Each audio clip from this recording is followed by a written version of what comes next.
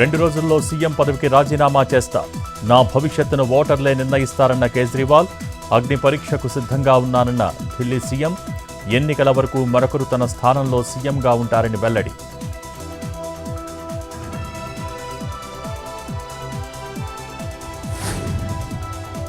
Bengaluru CM Siddaramaiah సభలో భద్రతా వైఫల్యం.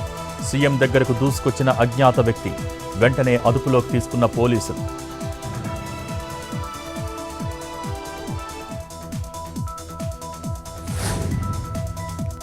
తెలంగాణలో శాంతి భద్రతల సమస్య సృష్టించేందుకు ప్రతిపక్షం కుట్ర. 10 ఏళ్లు అధికారంలో ఉన్న వాళ్లకి 10 నెలల ఓపిక లేదా అని పొన్నం ఫైర్. పాలించే సత్తా మీకు మాత్రమే ఉందని అనుకోవద్దని కామెంట్.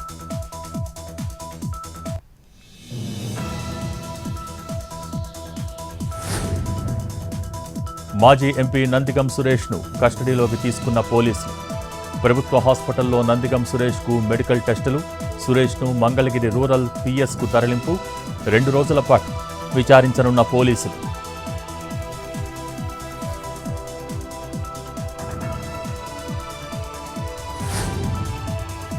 విశాఖ స్టీల్ ప్లాంట్కు బొగ్గు కొరత కొత్త సమస్య కాదు.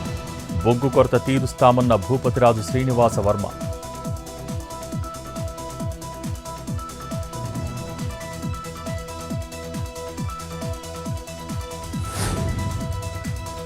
కొత్తగూడెం జిల్లా వెంగన్నపాలెంలో అక్రమ రేషన్ బియ్యం సీజ్.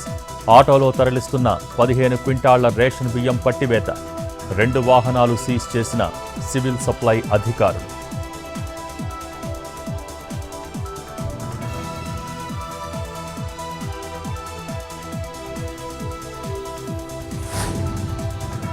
విజయనగరం జిల్లా గొట్లాంలో దొంగల హల్చల్.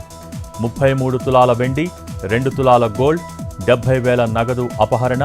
సిద్ధి వినాయక జ్యువెలరీ షాపులో ఘటన.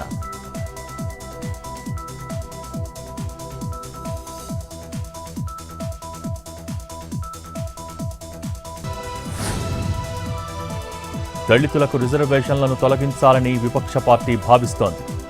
నేను ఉన్నంత వరకు తొలగించేందుకు అనుమతి ఇవ్వబోనన్న ప్రధాని మోడీ.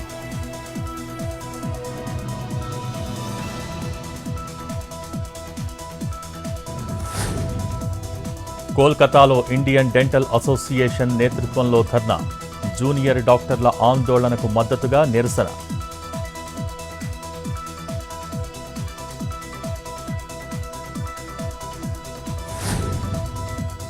రాజస్థాన్ షాపూరాలో ఉద్రిక్తత. ఇరు వర్గాల మధ్య రాళ్లదాడి. ఓ మతపరమైన కార్యక్రమంలో ఘర్షణ.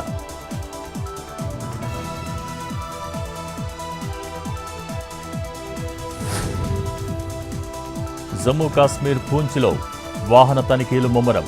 భద్రతా దళాలు ఉగ్రవాదుల మధ్య కొనసాగుతున్న కాల్పులు.